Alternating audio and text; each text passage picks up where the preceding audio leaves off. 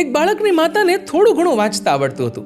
એક દિવસ બાળક શાળાએથી ઘરે આવ્યો તો જોયું કે તેની માતા ભગવદ્ ગીતા વાંચી રહી હતી. બાળકે પૂછ્યું, મમ્મી, તું આટલું ધ્યાનથી શું વાંચે છે? માએ કહ્યું, બેટા, આ આપણો ધર્મગ્રંથ છે. કહેવાય છે કે જે આ ગ્રંથનો એક અધ્યાય પણ વાંચે ને એને ભગવાન સ્વર્ગમાં રહેવા માટે એક સુંદર મજાનું ઘર આપે છે. બીજા દિવસે બાળક જે રૂમમાં હોમવર્ક કરી રહ્યો હતો, માતા ત્યાં આવી અને જોયું તો બાળક હોમવર્ક કરવાના બદલે પેલો ધર્મગ્રંથ એટલે કે ભગવદ્ ગીતા ખોલીને વાંચી રહ્યો હતો. માએ કહ્યું, બેટા, તું આ કેમ વાંચે છે?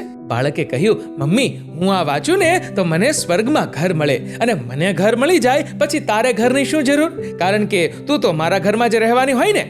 હવે કાલથી તારે આ વાંચવાની જરૂર નથી.